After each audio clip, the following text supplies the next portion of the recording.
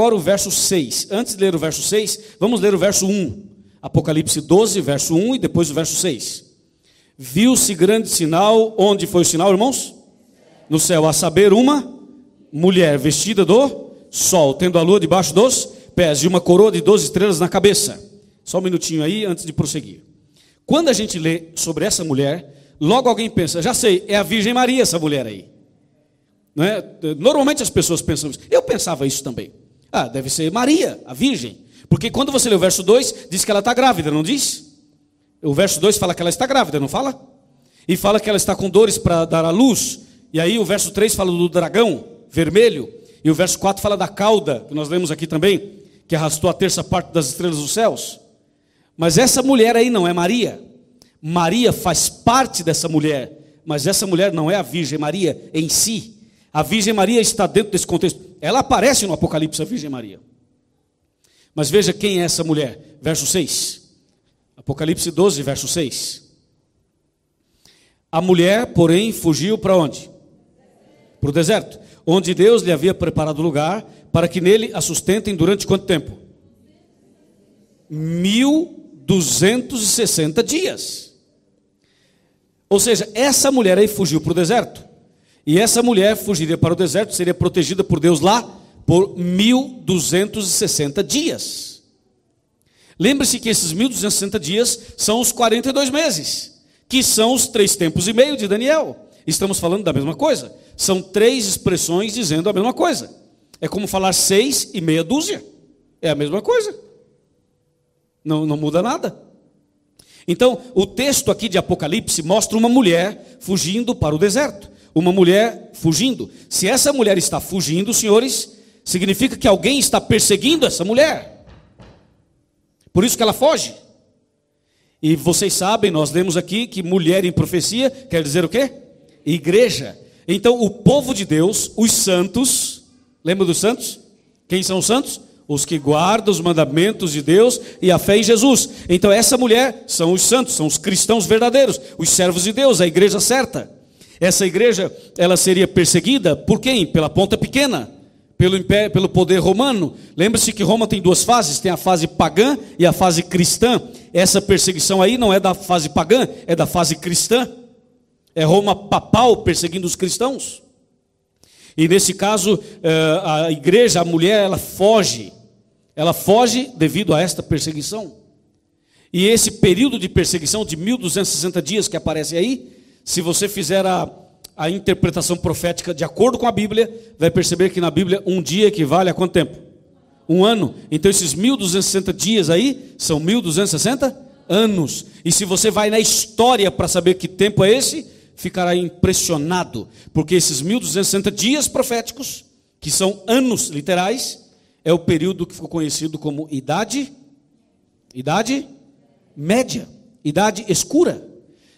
Inclusive a igreja que eu fui visitar hoje está nesse contexto aí. Eu fui a uma praça onde os mártires ali foram torturados, pessoas foram queimadas numa praça que eu fui hoje, aqui nesse país. E não é só nesse país, esse problema aconteceu também no Brasil, e aconteceu também em Roma, e aconteceu também no mundo inteiro. Foi o período da santa, o quê? Inquisição, que de santa só tinha o nome, porque era uma chacina. E quem fazia essas coisas horríveis? O sistema religioso de Roma. Por isso que tudo isso começa a se desencadear com aquela ponta pequena, que aparece do quarto animal. E aí você começa a ver uma viagem que a gente faz no tempo. E essa ponta pequena começa então uma grande perseguição aos cristãos. E é justamente durante 1260 anos, que vai de 538 a 1798 da nossa era. Veja, de 538 a 1798. Essa grande perseguição aos santos, aos cristãos, aquela guerra, lembra? Fará guerra aos santos, lembra disso? Eu disse, então, você acabou de entrar numa guerra. Essa perseguição aos cristãos, ela começa oficialmente no ano 538. No ano 538, o bispo de Roma passa a ter autoridade suprema sobre a igreja e sobre o Estado. E aí começa essa perseguição terrível, as Bíblias eram queimadas, os cristãos eram torturados, a verdade foi jogada por terra, os mandamentos foram adulterados, prostituídos, e essa perseguição vai, até chegar o ano de 1798. Só que um pouco antes de 1798, aconteceu uma coisa interessantíssima. Isso foi no ano de 1517. Um camarada que era monge católico. O nome dele, Martinho Lutero, que é aqui, alemão, Martinho Lutero. Martinho Lutero era um monge católico. E esse cidadão, ele se levanta dentro da própria igreja, que ele era um ministro, e começa uma reforma protestante. É a famosa reforma protestante do século XVI. E ele diz assim, gente, não é bem assim, a salvação é pela fé, não é por sacrifício, não é por penitência, esse negócio de pagar indulgência e não sei o quê. Ele se levanta contra e reforma, começa a reforma. E ao começar a reforma, ele foi excomungado. E Martinho Lutero, ele dá início a um movimento extraordinário. Hoje existe uma igreja chamada luterana, em homenagem a ele. E a partir daí surgem outras igrejas protestantes. E países também protestantes. E Martinho Lutero começa essa reforma oficialmente no dia 31 de outubro de 1517. Rompeu com o catolicismo. E a partir daí, aparentemente, parece que as coisas vão dar certo. Essa reforma protestante era para ser uma coisa maravilhosa, uma bênção. Mas com o passar do tempo, senhores, com o passar do tempo, aquilo que era uma reforma protestante entrou num processo, entrou numa situação que nós chamamos de apostasia. Existem dois tipos de protestantes.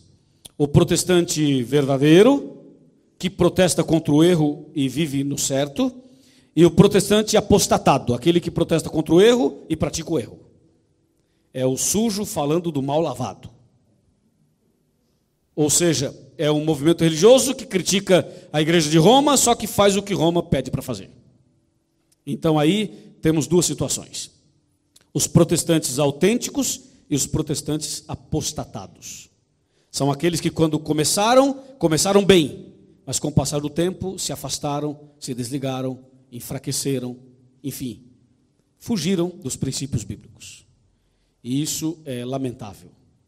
Hoje você tem uma situação mais ou menos assim. Igrejas protestantes, que se dizem protestantes, porém elas seguem os mandamentos prostituídos da igreja de Roma. É exatamente essa situação. Então, diante desse contexto, veja o que diz Daniel, e agora chegamos no ponto alto dessa reunião. Veja o que diz então Daniel. Vamos voltar para Daniel, por favor. Livro do profeta Daniel, lá onde nós já estávamos marcando, segurando. Agora veja o que diz o capítulo 8 de Daniel. Daniel 8, versículo 12. O capítulo 8, verso 12 faz muito sentido, especialmente nessa sequência dessa semana. O exército lhe foi entregue com o sacrifício diário, por causa das transgressões, e deitou por terra, o que mesmo? A verdade. E o que fez? Prosperou. Irmãos, isso é algo assim horrível. A Bíblia está dizendo, e esse capítulo 8 de Daniel está falando da ponta pequena. Diz que a ponta pequena, pelo poder que ela tem, por influência maligna, ela jogaria, ela lançaria a verdade por terra, pisaria na verdade. Muito barulho, né? Jogaria a verdade por terra, pisaria na verdade, e a Bíblia fala, fez isto e prosperou. Isto é, fez isto e deu certo. Como a Bíblia diz, lançou a verdade por terra, eu pergunto, Qual é a primeira coluna da verdade? E a segunda? E a terceira?